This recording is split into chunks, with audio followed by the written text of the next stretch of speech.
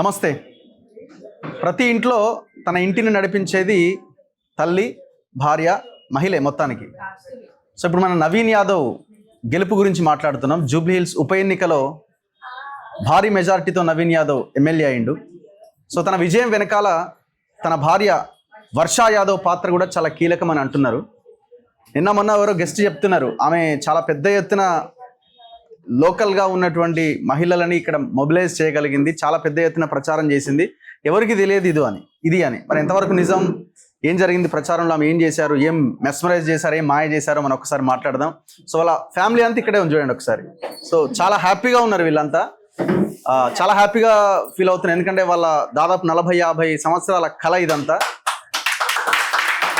So Srisailam Yadav MLA కావాలనుకున్నాడు, ఆ కళ నెరవేరలేదు. 1998లో ఆయన టికెట్ కోసం ప్రయత్నం చేస్తే లాస్ట్ మినిట్లో టికెట్ రాకుండా పోయింది. కొంతమంది కుట్ర చేశారు అని ఆయన అంటూ ఉంటాడు. 1998 నుంచి 2005 దాకా వాళ్ళు వెయిట్ చేస్తూనే ఉన్నారు ఏదో ఒక సందర్భంలో. మధ్యలో నవీన్ యాదవ్ 2 సార్లు పోటీ చేసి ఓడిపోయిండు. సో తన అదృష్టాన్ని పరీక్షించుకుంటున్నాడు. సరే, మధ్యంతరంగా వచ్చిన ఎన్నికలో ఆయన భారీ మెజార్టీతో గెలుపొందిండు. మాట్లాడదాం. నా ముందు వర్షా యాదవ్ గారు ఉన్నారు, నవీన్ యాదవ్ గారి భార్య. నమస్తే అండి. నమస్తే అన్న. ఎట్లా ఫీల్ అవుతున్నారు? మీ సంతోషాన్ని ఎట్లా పంచుకుంటారు ఇప్పుడు? చాలా హ్యాపీగా ఫీల్ అవుతున్నాము. మా జూబ్లీ హిల్స్ కుటుంబ సభ్యులు మాకు ఈ రోజు ఇలాంటి మంచి గొప్ప తీర్పిచ్చినందుకు థ్యాంక్స్. 40 years కష్టం, ఈ రోజు మాకు విజయోత్సవం చాలా బాగుంది, హ్యాపీగా ఉంది. మా జూబ్లీ హిల్స్ కుటుంబ సభ్యులందరికీ థ్యాంక్స్.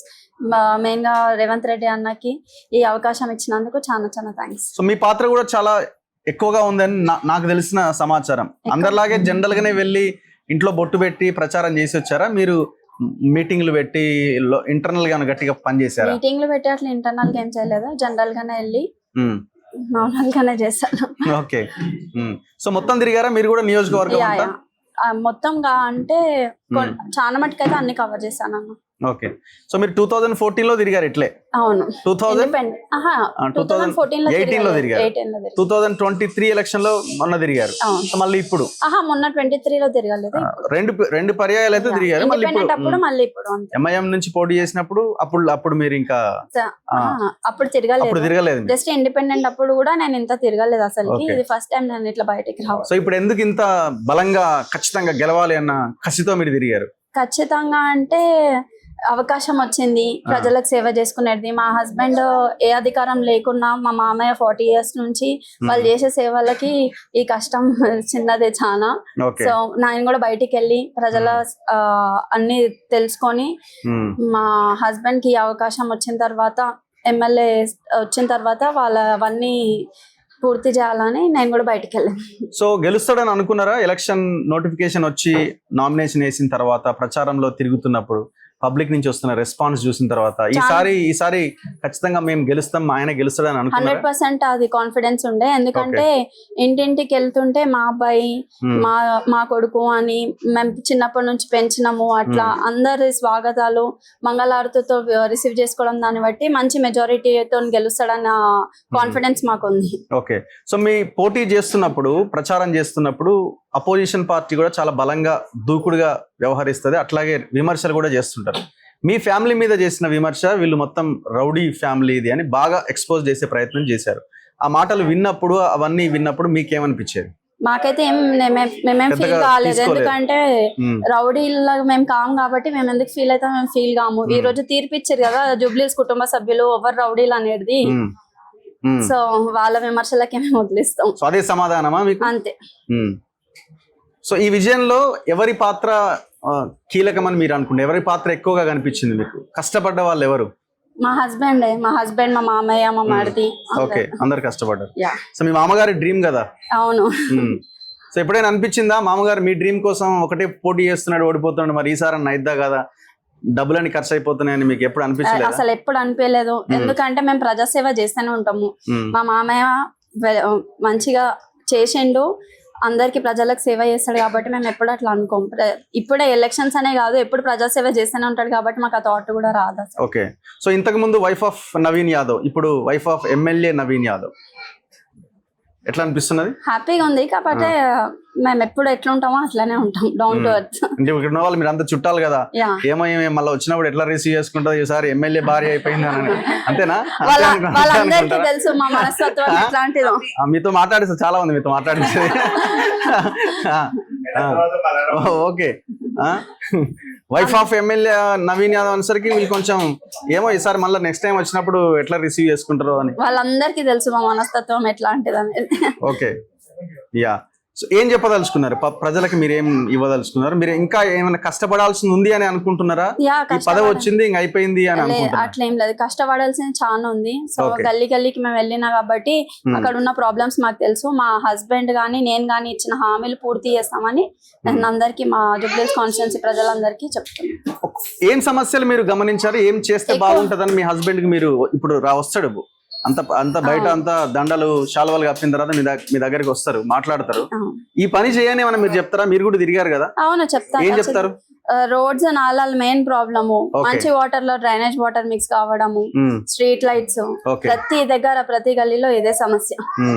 ఓకే, సో నేను కూడా మీకు చేసే రిక్వెస్ట్ ఏంటంటే, జనరల్ గా ఈ ఎమ్మెల్యేలు ఈ పదవి వచ్చిన తర్వాతనో లేకపోతే జనరల్గా మగవాళ్ళ ఆలోచన విధానంలోనో రకరకాల లైన్ లో వాళ్ళు వెళ్తా ఉంటారు. సో మీరు ఇంట్లోనే ఉంటారు కాబట్టి మీరు ఎప్పుడు ఆయన లైన్ లో పెట్టండి. కొంచెం ప్రజల గురించి పట్టించుకోవాలి, ఇవన్నీ మనం ఆల్రెడీ ప్రజల గురించి పట్టించుకుంటుండే కాబట్టే కదా ఇవాళ ఇది వచ్చింది. Okay, anyway thank you very much అండి. థ్యాంక్ యూ అన్న. మీ అత్తగారు మీకంటే ముందే మాట్లాడాలని అనుకుంటున్నారు. నాకు తలనొస్తుంది, ఇంటర్వ్యూలు ఇచ్చా ఓకే. సో మీరు ఎట్లా, మీ అబ్బాయి ఎమ్మెల్యే అయ్యారు, ఏమనిపిస్తుంది, ఎట్లా ఫీల్ అవుతున్నారు? హ్యాపీగా ఉన్నది. శ్రీశైలం యాదవ్ గారు ఎమ్మెల్యే కావాలని ప్రయత్నం చేశారు, ఇప్పుడు మీ కొడుకు రూపంలో అది నెరవేరింది. సో అనుకున్నారా ఖచ్చితంగా గెలుస్తాడు ఈసారని? కానీ గతంలో 2 సార్లు పోటీ చేసి ఓడిపోయారు కదా. మేము ఓడిపోలే, ఓడగొట్టిరు అట్లా కావాలని చేసి అట్లా చేసి. సో కాన్ఫిడెంట్ గా ఉన్నారా మీ మీద అన్ని విమర్శలు వచ్చినప్పుడు, వీళ్ళంతా ఇది అది అని అన్నప్పుడు? ఇక మేమేం బాధపడలేదు బిడ్డ. అంతేనా? మనము ఏమన్నా తప్పు చేస్తే, మనం రౌడీజం చేస్తే, గుండాయిజం చేస్తే మనం భయపడ్డాం. అవన్నీ మన దగ్గర లేనప్పుడు ఎందుకు భయపడాలా అనుకొని ఎవరు అనుకున్నా వాళ్ళే. ఓకే, కానీ పెద్ద మనిషి ఇంతకుముందు ఇంటర్వ్యూ చేసి వచ్చిన పెద్ద మనిషిది సార్ది, కానీ సీరియస్ గానే అంటే నన్ను ఇంత మాట అంటారా అనే కసితో ఉన్నాడంటే అది ఆయనకు ఊకే rowdy rowdy rowdy rowdy rowdy అంటే ఆయన మైండ్ లా ఆవేశం వస్తుంది. కానీ మేము ఎవరినేం అనలే, కొని వాళ్ళ పాపన వాళ్ళు పోతారు అంతే. ఓకే, ఎవరు అనుకుంటే వాళ్ళ పాపన పోతారు, మనం తప్పు చేయనప్పుడు మనం భయపడతాం. సో ఎమ్మెల్యే అయిన తర్వాత మీరు ఎట్లా పనిచేయాలని అనుకుంటున్నారు? అంటే ఏం చెప్తారు మీ అబ్బాయికి? మీరు చెప్పేది ఏంది అంటే, ప్రజలు చూస్తున్నారు కాబట్టి. కోడలు చెప్పింది కదా, అదే నేను చెప్తా. ఏమని చెప్తారు? మీరేం చెప్తారు? మీ కోడలు అత్త వేరే ఉంటది కదా.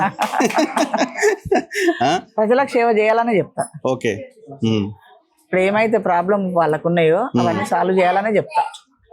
ఓకే, ఫస్ట్ ప్రజలకు చేయాల, మనం గెలవంగానే అయిపోదు మనది, మనము ఇంకా కష్టపడాల. కష్టపడి వాళ్ళ కోరికలు నెరవేరిస్తేనే అప్పుడు మనం ఇంకొక విజయం అవుతుంది. ఇప్పుడు ఒక్కటి అయింది, అప్పుడు అందరి పరిష్కారం చేస్తేనే అది ఇంకో రెండో విజయం. అవును, అది గుర్తుంచుకుంటే సరిపోతుంది. అది గుర్తు పెట్టుకోవాలి కదా. అవును, కంపల్సరీ గుర్తు పెట్టుకోవాలి. సో ప్రజల నుంచి వచ్చిన ఈ భారీ మెజారిటీ అంటే పబ్లిక్ మీ పట్ల ఉన్నారు. మేము కూడా అంటున్నాం, పార్టీ ఇవన్నింటికంటే కూడా నవీన్ యాదవ్ ఫేస్ ఇవన్నీ చూసే ఎక్కువగా ప్రజల దగ్గర అయ్యారు. మీరు ఎన్నో సంవత్సరాల నుంచి ఇక్కడ ఉన్నారు, పనిచేసినారు కాబట్టి. సో అది ప్రజలు మీ గురించి ఇంకా ఎక్స్పెక్ట్ చేస్తారు, ఇంకా బాధ్యత పెరుగుతుంది ఇప్పుడు, అంతే కదా? చాలా పెరుగుతుంది. ఇంకా ఎమ్మెల్యే అయితే ఇంకా ఏదో చేస్తాడు అనే ఫీలింగ్ లోనే చేయాలి కదా బెట, మరి చేయాలి కదా. అవును, ఎమ్మెల్యే అయిపోగానే మనం ఇంట్లో కూర్చోవడం కాదు కదా, ప్రజలలో పోవాలి, చేయాలి. చేస్తేనే మనకి ఇంకో మంచి పేరు వస్తుంది. ఓకే, ఇప్పుడున్న పేరు కాకుండా ఇంకా డబుల్ రావచ్చు, ట్రిపుల్ రావచ్చు. మనం పని చేసే విధాన్ని బట్టి మంచి పనులే చేయాలి, మనం ఒప్పుకున్న పనులు చేయాలి. థ్యాంక్ యూ అమ్మా, థ్యాంక్ యూ వెరీ మచ్. ఇది నవీన్ యాదవ్ గారి ఫ్యామిలీతో చిన్న చిట్ చాట్.